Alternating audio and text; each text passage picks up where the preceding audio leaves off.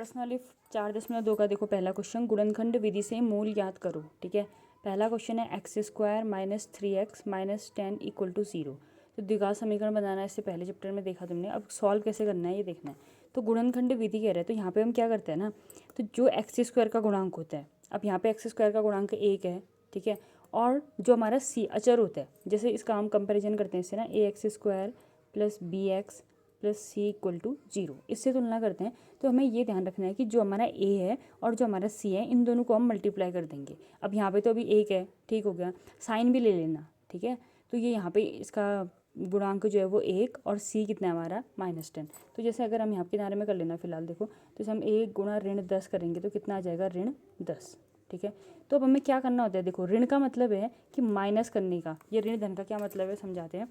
तो 10 का मतलब क्या, देखो 10 के अब हमें गुणनखंड करने हैं, तो 10 के ऐसे गुणनखंड करने हैं कि जो बीच वाला पद है ना 3, गुणनखंड करके 3 आ जाना चाहिए।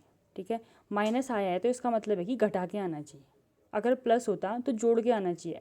ऐसे गुणनखंड हमको चेक करने हैं कि जोड़, धन होता तो हम कहते हैं कि जोड़ के क्या आना चाहिए, जो बीच वाला पद है। और बीच वाला ध्यान रखना, कैसे भी होगा, हो सकता है कि 10 आगे हो, -3x पीछे हो, तो तुम्हें क्या करना है, ये इस टाइप की फॉर्म रखनी है, ax² plus bx plus c equal to 0। ठीक है, तो ये कांस्टेंट वाला अचर वाला पद और x² का गुणांक, इन दोनों को गुणांकों को हमने गुणा करना है। उसके बाद जितना भी आएगा उसको हमने गुणनखंड बनाना है। गुणनखंड बना के हमने ऐसे गुणनखंड करने की बीच वाला पद आ जाए।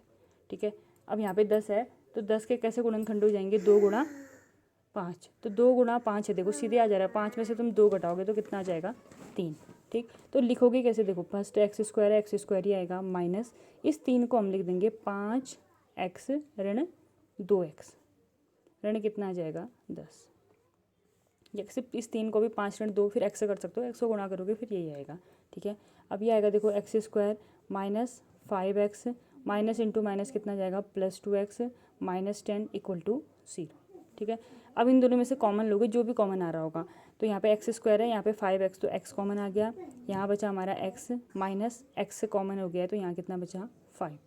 फिर इन दोनों में देखो क्या कॉमन आएगा, +2, और ये 2 कॉमन ले लिया तो ये आया x, 2 पंचे 10, तो यहाँ कितना आ गया 5।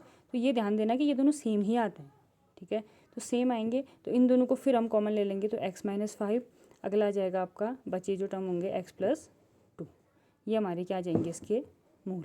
गुणनखंड विधि से मूल ज्ञात करना, तो ये हमारे इसके गुणनखंड आ गए। तो अब मूल ज्ञात करने के लिए देखो, या तो x - 5 0 होगा, या फिर क्या हो जाएगा x + 2 0। तो यदि हम x - 5 इक्वल टू 0 कहते हैं, तो यहाँ से x से कितना आ जाएगा 5, या फिर अगर x + 2 बराबर 0 होगा तो x बराबर कितना आ जाएगा -2। ठीक, तो ऐसे तुम्हें इसके गुणनखंड याद करना है। ऐसे देखो इसका तीसरा क्वेश्चन है,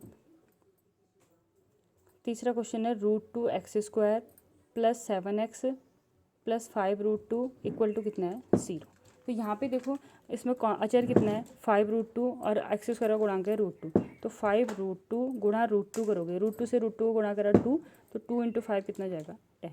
तो अब यहाँ पे प्लस साइन आया ना, तो योग करके कितना आना चाहिए 7, तो वही 10 के कैसे गुणनखंड है कि 7 आ जाए, तो 5 दूना 10, 2 धन 5 हो जाएगा कितना 7। तो यहाँ पे सीधे लिख दोगे √2x² प्लस इस 7x को हम लिख देंगे 2x प्लस 5x प्लस कितना आ जाएगा 5√2। बस हमने ये बीच वाला पद तोड़ना है।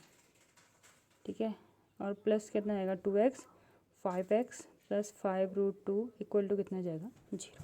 कॉमन लोगे, देखो ये √2 है, 2 इसमें से कॉमन आ जाएगा √2, x² और x है तो x कॉमन आ जाएगा, यहाँ बचेगा आपका x प्लस यहाँ कितना बचेगा 2 है ना, √2 पहले कॉमन ले लिया तो √2 प्लस 5 कॉमन ले लोगे तो यहाँ पे बचेगा x प्लस √2।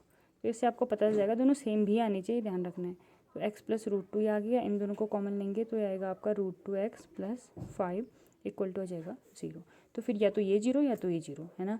तो सबसे पहले यदि x प्लस √2 बराबर 0, तो x बराबर आ जाएगा -√2। ठीक है, या फिर √2x प्लस 5 इक्वल टू आ जाएगा 0, यहाँ से हम निकालेंगे √2x बराबर -5 और x बराबर कितना आ जाएगा -5/√2। ठीक है, तो ऐसे हमने गुणनखंड करने। एक चौथा क्वेश्चन है, देखो ये आपका 2x² माइनस x प्लस 1/8। तो ऐसे है तो इसको थोड़ा सा सॉल्व कर सकते हो। ठीक है, थोड़ा सॉल्व करने के लिए देखो ऐसा कर लेना कि इसका लॉसअपर ले लेना, लॉसअपर ले लोगे तो बराबर 0 भी है ये, तो लॉस ऑफ ऑल ले लेना। 8 को यहाँ भेजोगे तो कितना आएगा, ये 16x² माइनस 8x हो जाएगा प्लस 1 इक्वल टू 0। ठीक, तो 1 गुणा 16 करोगे, 16 के ऐसे गुणनखंड ही कितना आ जाए 8, तो 4 चक्को 16 तो सीधे आ जाएगा। ये ऐसे ही पहला क्वेश्चन कर लेना। सेकंड क्वेश्चन कह रहा है कि उदाहरण 1 में दी गई समस्याओं को हल कीजिए। तो बुक में ही एक उदाहरण है, 4.1 से पहले है वो। तो उदाहरण में इसने ऐसे द्विघात समीकरण बना के दे रखी हैं, तो तुम्हें सिर्फ सॉल्व करना है। ठीक है, तो द्विघात समीकरण उसने दे रखी है एग्जाम्पल में, तो खाली उसे सॉल्व करना है।